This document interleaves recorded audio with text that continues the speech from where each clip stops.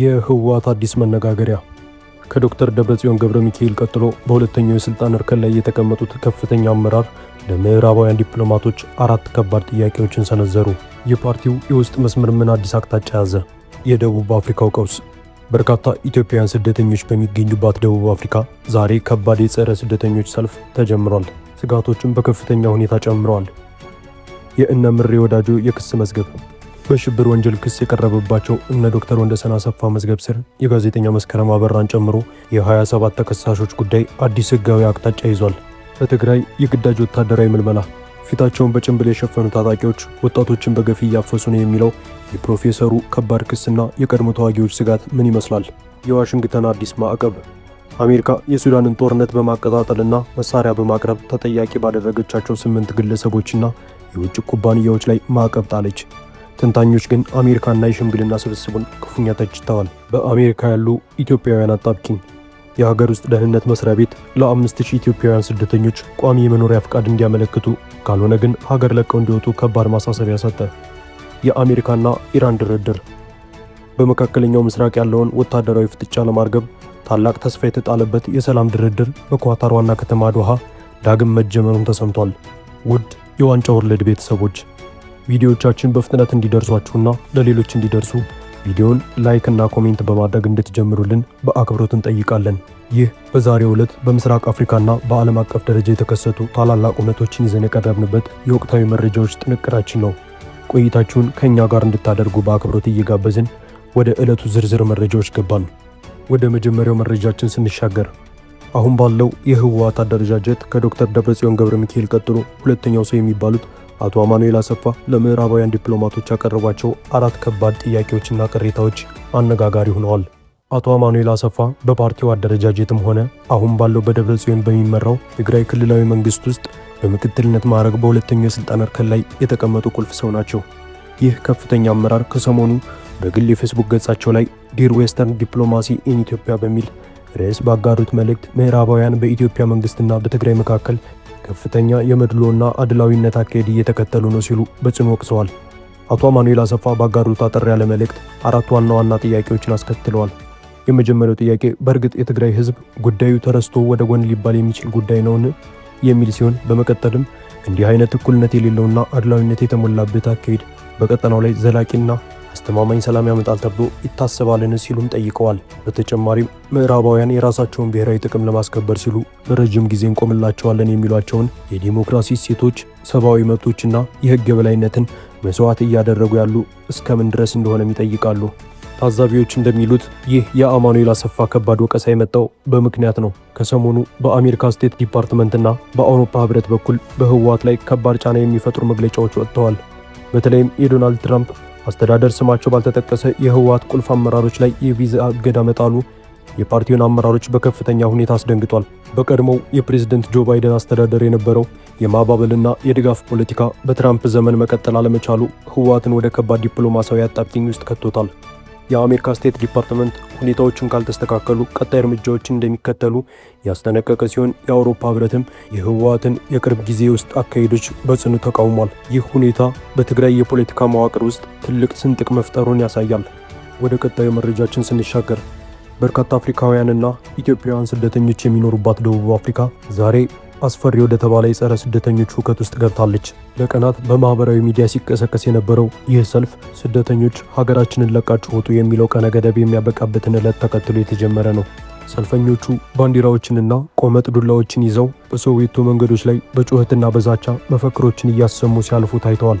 ድርጊቱ በቀጥታ ወደ ስደተኞች ንብረትና ህይወት ማጥቃት ሊሸጋገር ይችላል በሚል የሀገሪቱ መንግስት ፖሊሶቹንና በፈረሶችና በፓትሮል ተሽከርካሪዎችን በማገዝ በከፍተኛ ተጠንቀቅ ላይ ተሰማርቷል። በደቡብ አፍሪካ የሚገኙ ኢትዮጵያውያን ስደተኞች በአሁኑ ሰዓት ራሳቸውን ደብቀው በትልቅ ስጋት ውስጥ ይገኛሉ። እንደ ጋና ያሉ ሀገራት ዜጎቻቸውን በአውሮፕላን፣ ጎረቤት ሀገራት ደግሞ በአውቶቡስ እያስወጡ ሲሆን ኢትዮጵያውያኑ ግን በደቡብ አፍሪካ የኢትዮጵያ ኤምባሲ በኩል ራሳቸውን እንዲጠብቁ ከመነገሩ ባለፈ የኢትዮጵያ መንግስት እስካሁን ያደረገላቸው ተጨባጭ ነገር እንደሌለ በምሬት ገልጸዋል። የሚያሳዝነው ይህ የጸረ ስደተኞች ቡድን ህጋዊ ሰነድና መታወቂያ ያላቸውን ሰዎች ጭምር ኢላማ ያደረገ ሲሆን እንቅስቃሴው በባለ ሀብቶችና በአንዳንድ የፖለቲካ ፓርቲዎች ጭምር የገንዘብና የትራንስፖርት አበል ተመድቦለት የሚደገፍ በመሆኑ ስጋቱ የከፋ አድርጎታል። የሀገሪቱ ፕሬዝዳንት ሲሪል ራማፎሳ ዜጎች ተቃውሟቸውን በሰላማዊ መንገድ ብቻ እንዲያደርጉ ቢያሳስቡም በመሬት ላይ ያለው እውነታ ግን እጅግ አስፈሪ ሆኖ ቀጥሏል። ቀጥሎ የምንመለከተው የፍርድ ቤት መረጃ ነው። በአሁኑ ወቅት ነፍጥ አንግበው በአማራ ክልል እየተንቀሳቀሱ የሚገኙትን የፋኖ መሪዎችን ጨምሮ 27 ተከሳሾችን ጉዳይ የያዘው የክስ መዝገብ አዲስ ሕጋዊ አቅጣጫን ይዟል። የፌዴራል ከፍተኛ ፍርድ ቤት በእነ ዶክተር ወንደሰን አሰፋ የክስ መዝገብ ስር የተካተቱትንና በሽብር ወንጀል የተከሰሱ 23 ተከሳሾች የመከላከያ ምስክሮቻቸውን አደራጅተው እንዲያቀርቡ ተጨማሪ ጊዜ ፈቅዶላቸዋል።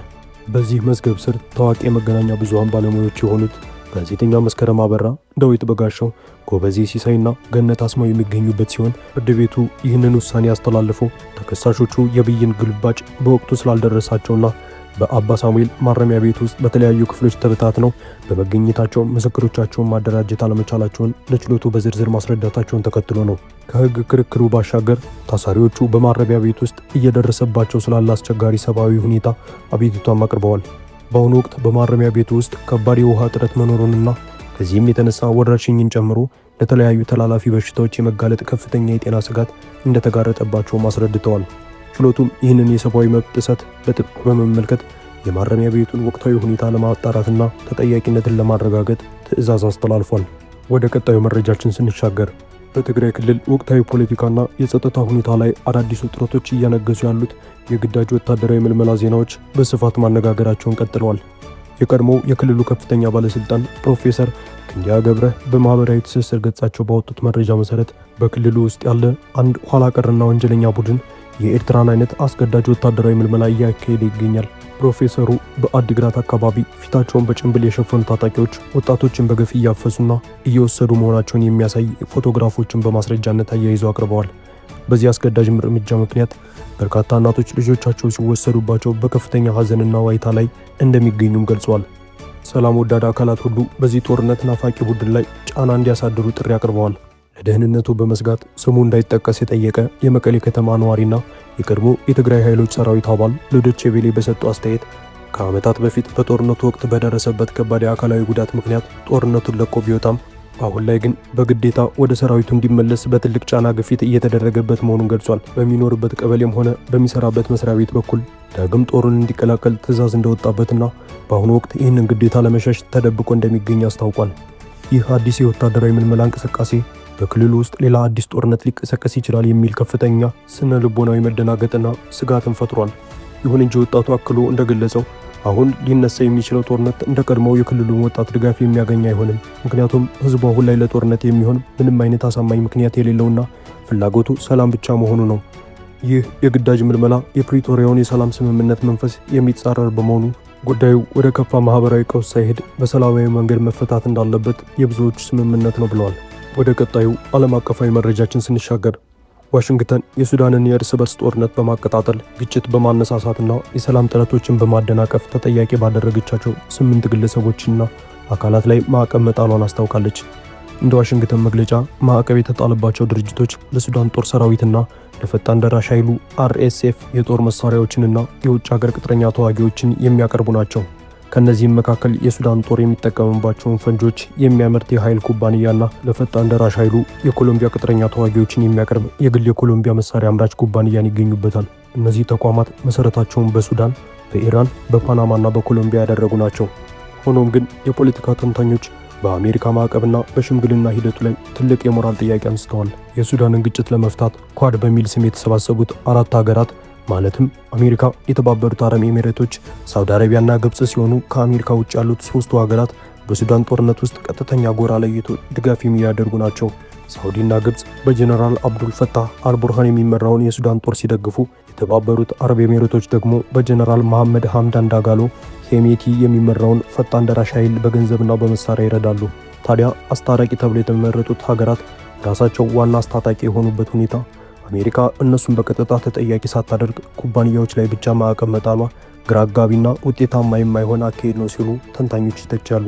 ይሁን እንጂ የተባበሩት መንግስታት ድርጅት የሱዳን ልዩ መልእክተኛ ፔካ ሃቪስቶ ስብስቡ ሰብአዊ የተኩስ አቁም ለማምጣት ያለውን ጥረት እንዲገፋበት እምነታቸውን ገልጸዋል።